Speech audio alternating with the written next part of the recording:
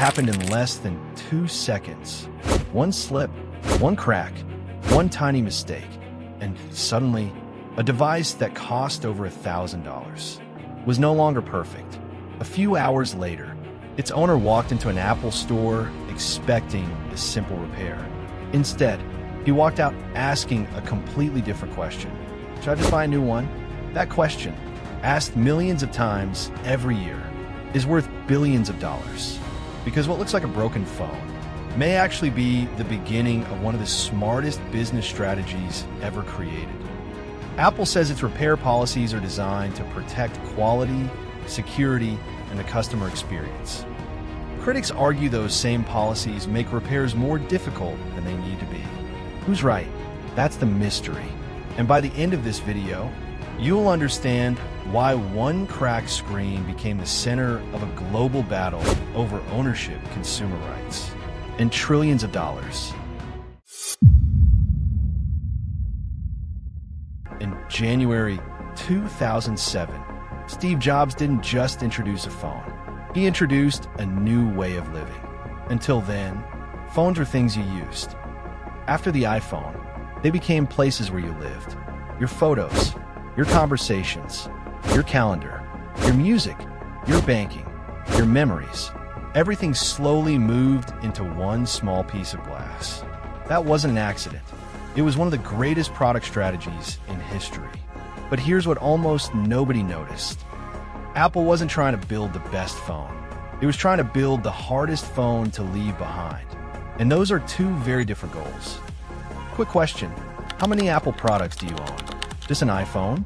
Or an Apple Watch, AirPods, a MacBook, an iPad, and maybe you're paying for iCloud every month without even thinking about it? Exactly. Apple didn't sell you 5 products. It sold you one lifestyle, one purchase at a time. Imagine moving to another country. Not impossible, just exhausting. You'd have to change your bank, learn new rules, find a new doctor, meet new people. Eventually, many people decide it's simply easier to stay where they are. Apple created something surprisingly similar. Economists call it switching costs, not costs measured in dollars, costs measured in inconvenience. Your AirPods connect instantly. Your Apple Watch unlocks your Mac. Your messages appear everywhere. Your passwords follow you automatically. None of these features trap you on their own. Together, they create an invisible wall, one that's built from convenience rather than concrete. And here's the brilliant part. Customers don't usually notice the wall until they try to leave. Now let's go back to that cracked iPhone. Its owner doesn't care about business models. He just wants his phone fixed. Simple. Except, modern smartphones aren't simple anymore. Inside an iPhone are hundreds of tiny components engineered to work together with extraordinary precision.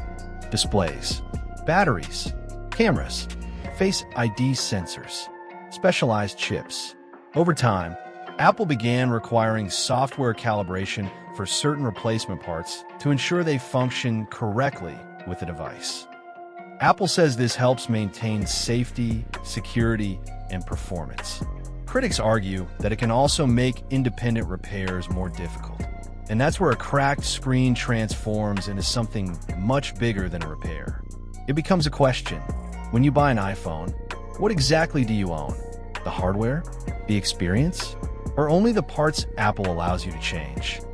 That question didn't stay inside repair shops.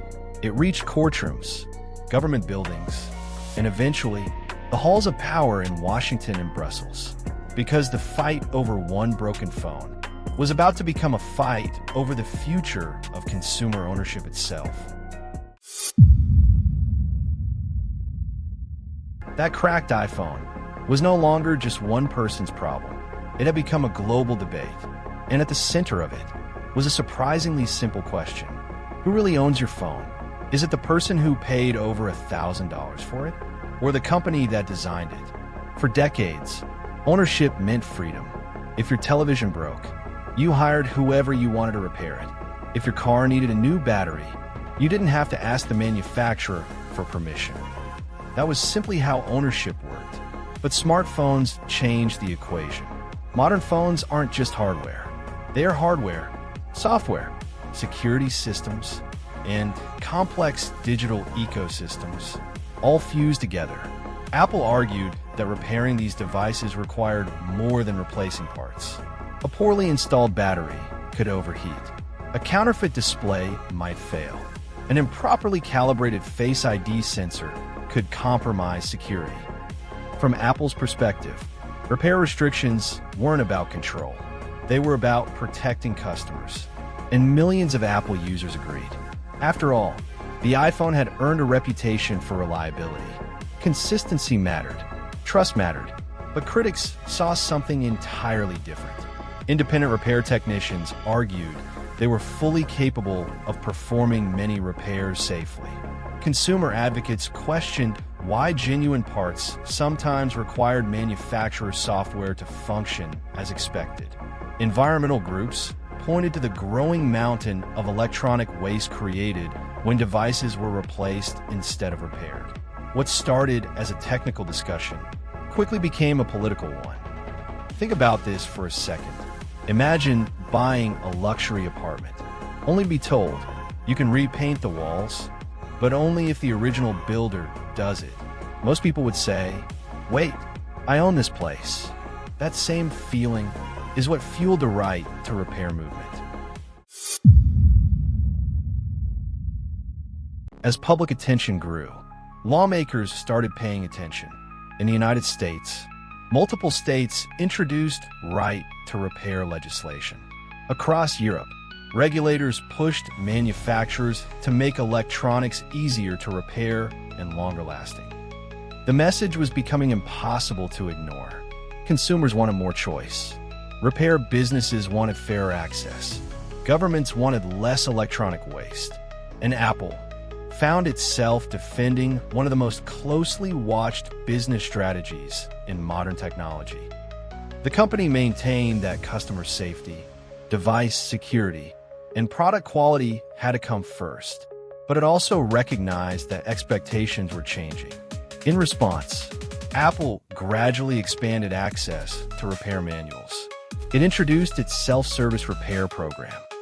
It made genuine replacement parts available for certain repairs in select markets. To some observers, this was proof that Apple was listening.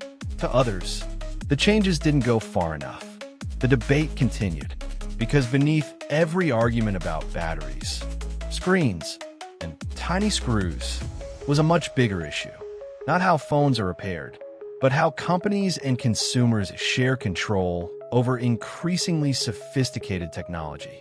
And while the public focused on repair policies, very few people noticed something even more important. Something that explains why Apple became one of the most profitable companies in history. It wasn't making billions from repairs. It was making far more from making sure you never wanted to leave. Let's go back to that customer standing in the Apple store. He came in to replace a broken screen. But Apple wasn't just looking at today's repair. It was thinking about the next 5 years. Because here's the secret that transformed Apple from a successful technology company into one of the most valuable businesses in history. The iPhone is not the destination. It's the front door. Once you own an iPhone, the ecosystem begins to grow around you. First, it's a pair of AirPods because they connect instantly. Then, an Apple Watch because it works seamlessly with your phone. A MacBook follows because your files, photos, and messages automatically appear across every device. Soon, you're paying for iCloud storage because your memories have outgrown the free space. Maybe you subscribe to Apple Music. Perhaps you use Apple Pay every day without even thinking about it. One purchase leads to another. One service unlocks another. One habit quietly becomes a routine. And before long, leaving Apple isn't just about replacing a phone. It's about replacing an entire digital lifestyle. That's not an accident. It's one of the most successful ecosystem strategies ever designed. Here's a question. Have you ever heard someone say, "I'm switching away from Apple"? And 6 months later, they're still using an iPhone? Changing brands sounds easy. Changing habits is much harder. This is where the story shifts from technology to finance. Many people assume Apple's success comes from selling expensive phones. But investors see something much more valuable. Predictable customers. Every year, millions of people upgrade. Millions renew subscriptions. Millions buy accessories. Millions stay inside the ecosystem. That creates something every investor dreams about. Reliable, recurring revenue. Think about it. If a customer buys one iPhone every 4 or 5 years, that's a good business. But if that same customer also pays monthly for cloud storage, streams music, uses Apple Pay, purchases apps, and eventually buys a watch, earbuds, or a laptop, their value grows dramatically over time. In business, there's a term for this: customer lifetime value, and Apple has mastered it better than almost anyone. The goal isn't simply to sell you a device. It's to earn your trust, keep you satisfied, and make your next purchase feel like the natural choice. From a financial perspective, that's incredibly powerful, because finding a new customer is expensive.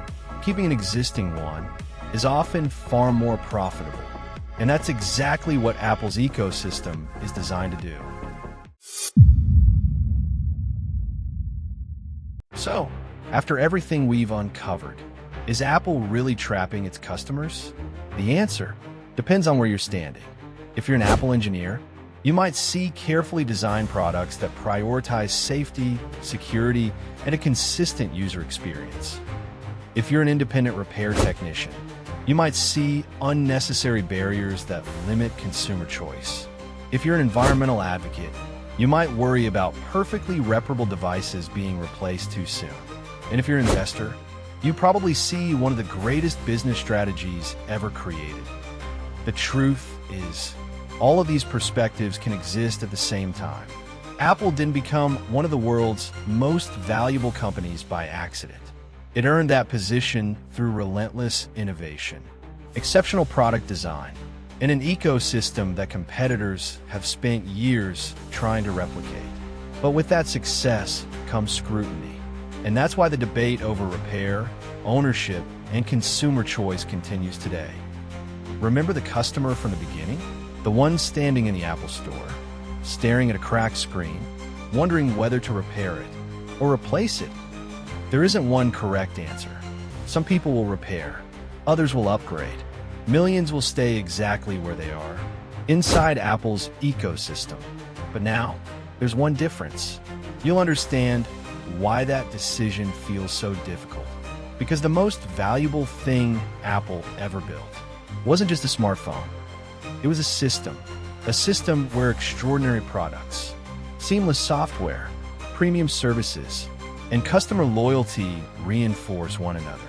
Whether you call that brilliant business or a trillion-dollar trap is ultimately up to you. But one thing is certain: once you see the strategy, you can't unsee it. If you enjoyed uncovering the hidden business strategy behind Apple, click the video on your screen where we break down another business. You'll discover how another iconic company quietly built its empire behind the scenes. And I'll see you there.